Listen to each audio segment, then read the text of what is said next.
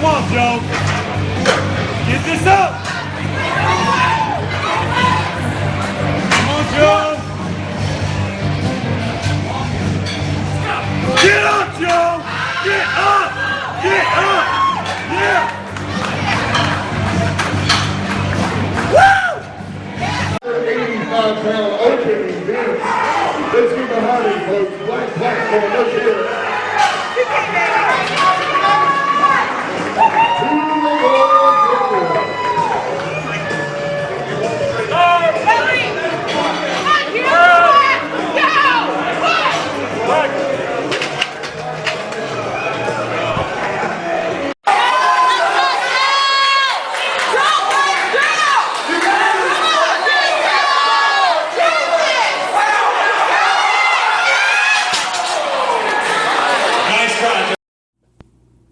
Yep, so, hey, it's Joe Sullivan from Strong the Sullivan Way.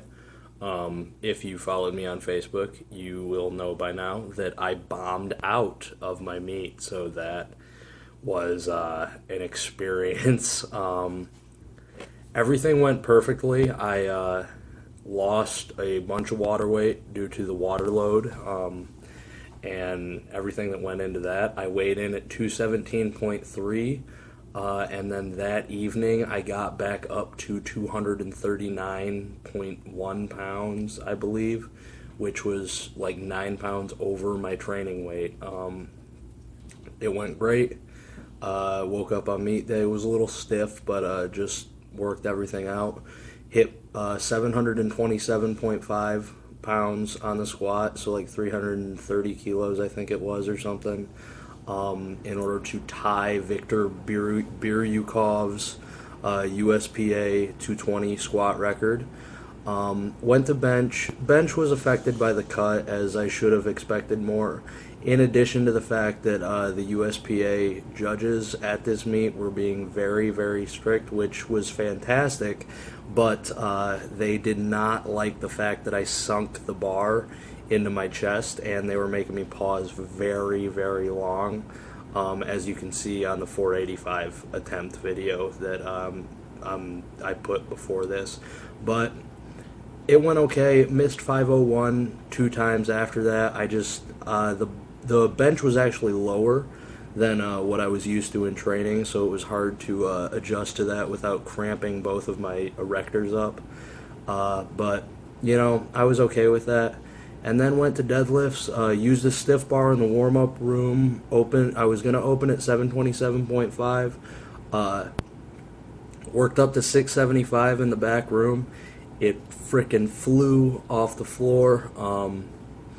And I was like, there's no doubt, you know. I hit my opener. That puts me at a 1941 total. Which is 10 pounds behind Dan Green's USPA 220 record in sleeves.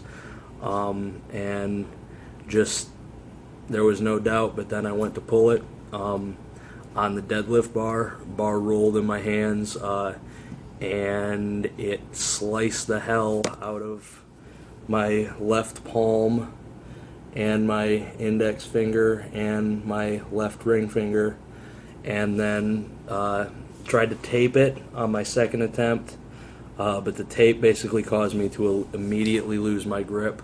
The bleeding would not stop, so that sucked.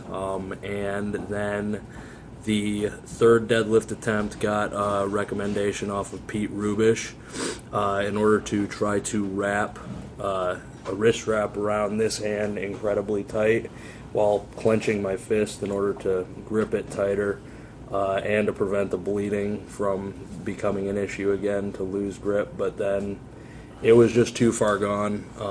Couldn't hold on, so that sucks. But yeah, if I hit my opener, you guys will see in the video that it moved fast enough. Definitely should have smoked it. It was just a matter of holding on. I think I'm gonna try to implement hook grip in the future, but you know, I have very, very tiny hands. Like, they're very, very small compared to anyone. Like, they're smaller than my girlfriend, which is hilarious. But, you know, whatever. I can't really change that. But I'm going to try to implement hook grip because like 4'5" Chinese girl weightlifters can use it effectively. So I should be able to figure it out. If anybody wants to give me any videos or tutorials or tips on how to implement it well, I would appreciate that. But I've been trying to study up on it a little bit.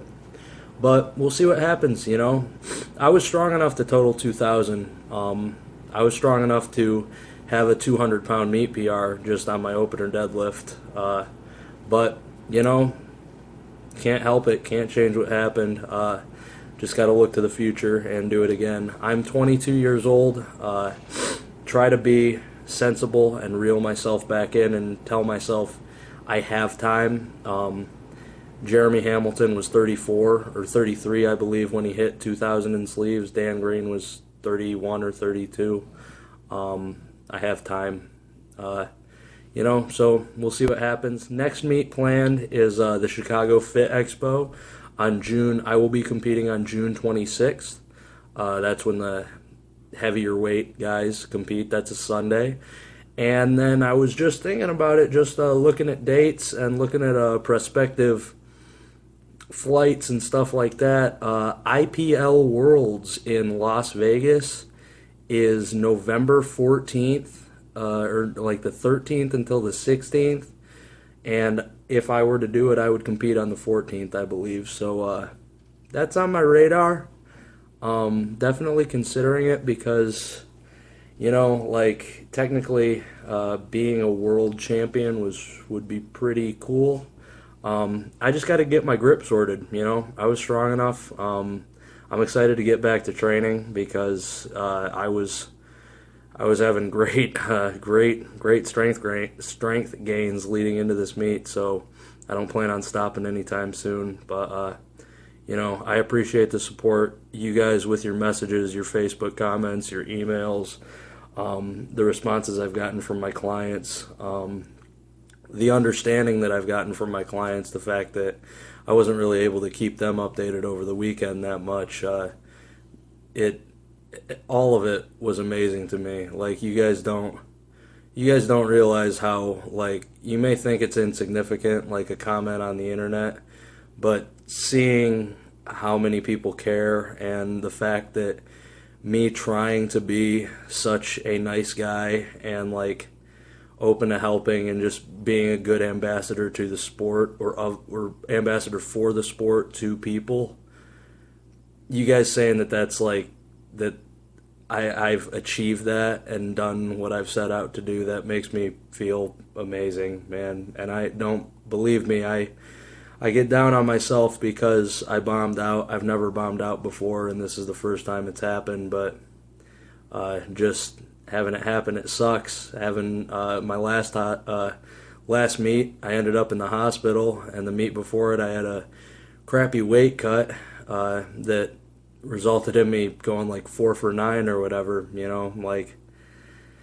I've had some bad luck on the platform lately, but you guys are just a never-ending supply of support. I don't think I've had any negative comments on any of my social media, and I'm just forever grateful for you guys, both the people in my life, in my real life, but then also the guys just through social media, just through Reddit, Facebook, Instagram, anything like that. You guys are amazing.